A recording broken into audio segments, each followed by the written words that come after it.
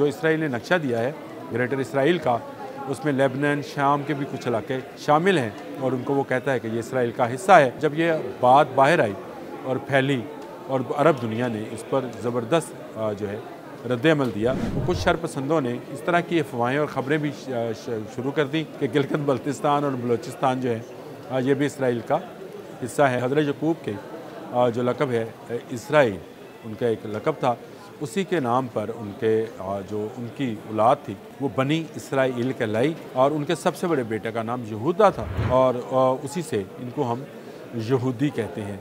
और ये यहूदी जो थे या यहूदा जो थे, इनके बाद इनके 11 भाई और थे जिनमें हज़रत यूसुफ़ अलैहिस्सलाम भी शामिल थे और ये मुख्तलिफ़ इलाकों में गए, मुख्तलिफ़ इलाकों में फैले। इस बात को लेकर ये अफवाह गढ़ी गई कि गिलगित बल्तिस्तान के लोग क्योंकि खूबसूरती में बड़े कमाल है, अल्लाह ने उनको हुस्न बहुत दिया है, तो उनको उसमें शामिल करके ये अफवाह फैला दी गई कि बलूचिस्तान के कुछ इलाके और गिलगित बल्तिस्तान पर भी इसराइल का कोई दावा है। ये सरासर झूठ है। सऊदी अरब और पाकिस्तान सिर्फ दुनिया में 2 वाहिद मुल्क इस्लामी ऐसे हैं जिन्होंने आज तक इसराइल को एक लेजिटिमेट रियासत के तौर पर या एक कानूनी रियासत के तौर पर कबूल नहीं किया है, वो इसे इलेजिटिमेट कहते हैं। बिस्मिल्लाहिर्रहमानिर्रहीम, अस्सलाम वालेकुम। बोलते कालम के साथ मैं आमिर रज़ा खान। और ख़बरें ऐसी हैं कि इसराइल ने पाकिस्तान के कुछ इलाकों पर भी अपना दावा कर दिया है और उसने ये कहा है कि पाकिस्तान के कुछ इलाके जो हैं ये हमारे इलाके हैं और इसमें गिलगित बल्तिस्तान और बलूचिस्तान शामिल हैं। इन ख़बरों में हकीकत नहीं है।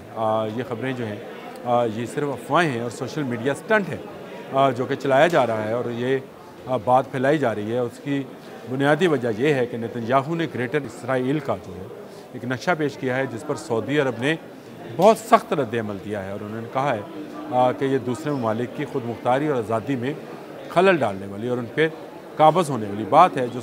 जो इसराइल ने नक्शा दिया है ग्रेटर इसराइल का, उसमें लेबनान, शाम के भी कुछ इलाके शामिल हैं और उनको वो कहता है कि ये इसराइल का हिस्सा है। जब ये बात बाहर आई और फैली और अरब दुनिया ने इस पर ज़बरदस्त जो है रद्द-ए-अमल दिया, तो कुछ शरपसंदों ने इस तरह की अफवाहें और ख़बरें भी शुरू कर दी कि गिलगित बल्तिस्तान और बलूचिस्तान जो है ये भी इसराइल का हिस्सा है। ऐसा कुछ नहीं है। इसके लिए जो कहानी गढ़ी जो कहा गया वो ये था कि हज़रत यकूब के जो लक़ब है इसराइल, उनका एक लक़ब था, उसी के नाम पर उनके जो उनकी औलाद थी वो बनी इसराइल कहलाई और उनके सबसे बड़े बेटे का नाम यहूदा था और उसी से इनको हम यहूदी कहते हैं। और ये यहूदी जो थे या यहूदा जो थे, इनके बाद इनके 11 भाई और थे जिनमें हज़रत यूसुफ़ अलैहिस्सलाम भी शामिल थे और ये मुख्तलिफ़ इलाकों में गए, मुख्तलिफ़ इलाकों में फैले। इस बात को लेकर ये अफवाह गढ़ी गई कि गिलगित बल्तिस्तान के लोग क्योंकि खूबसूरती में बड़े कमाल है, अल्लाह ने उनको हुस्न बहुत दिया है। फिर वादी कैलाश है, हुंज़ा है, ये वो इलाके हैं जहाँ पर खूबसूरत लोग जो है वो पाए जाते हैं। और यहूदी जो हैं ये भी शक्लन अक्लन नहीं शक्लन जो है खूबसूरत लोग हैं, तो उनको उसमें शामिल करके ये अफवाह फैला दी गई कि बलूचिस्तान के कुछ इलाके और गिलगित बल्तिस्तान पर भी इसराइल का कोई दावा है। ये सरासर झूठ है और इस झूठ का ना सर है ना पाँव है। लेकिन क्योंकि इस वक्त इसराइल गज़ा पर हमलावर है, गज़ा पर कब्ज़ा करना चाहता है और गज़ा के ज़रिए वो मिस्र तक जाना चाहता है, उसकी इस जो इन्वेजन है, जो उसके ये मुदाखलत है, उसके ख़िलाफ़ जहाँ दुनिया भर से आवाज़ें उठ रही हैं, वहाँ से एक मज़बूत आवाज़ पाकिस्तान की है। और पाकिस्तान की आवाज़ इसलिए ज़्यादा मज़बूत है कि 1948 से लेकर आज तक पाकिस्तान वो दूसरा मुल्क है जिसने इसराइल को तस्लीम नहीं किया। पहला मुल्क सऊदी अरब है जी।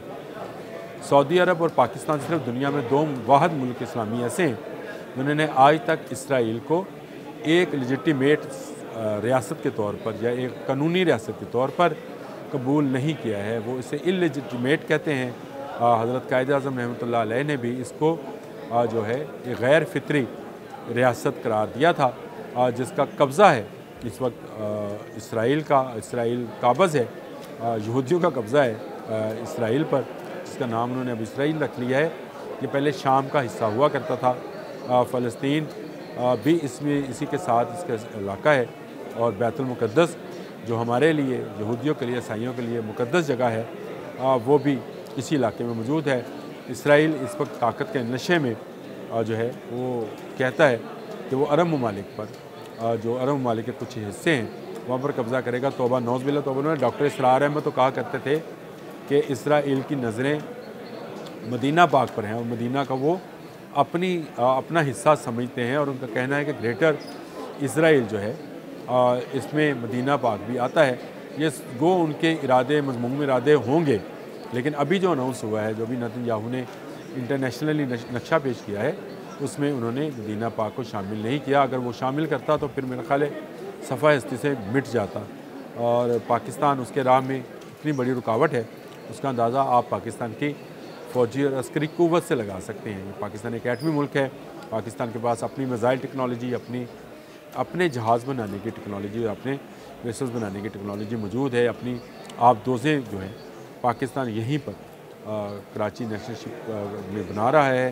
पाकिस्तान की मिसाइल टेक्नोलॉजी दुनिया में मानी जाती है, बेहतरीन टेक्नोलॉजी, और पाकिस्तान अब दूर मार मिसाइल जो वहाँ तक जाएंगी जी, तिल एबब तक, अगर उन्होंने मदीना पाक की तरफ या इस अर्ज़ पाक की तरफ नज़र उठाई तो मैंने कहा कि ये अफवाहें हैं। लोग इस तरह का सोशल मीडिया पर स्टंट छोड़ते हैं और मुख्तलिफ़ लोगों के हवालों से वो इस तरह की बातें करते हैं। सब झूठ है। कोई पाकिस्तान का हिस्सा इस पर ना कभी इसराइल ने क्लेम किया है, ना हिस्टोरिकली ये क्लेम्ड है। ये सिर्फ अफवाहें हैं जो यहाँ के लोग शायद इसलिए फैलाते हैं कि झूठ का कारोबार जो है वो चलता और बिकता है, लेकिन हमें आप तक सच पहुँचाना है। पाकिस्तान इसराइल के फैलाव में सबसे बड़ी रुकावट अल्हम्दुलिल्लाह है, क्योंकि पाकिस्तान एक बड़ी अस्करी क़ुव्वत है। आज के लिए इतना ही। अल्लाह।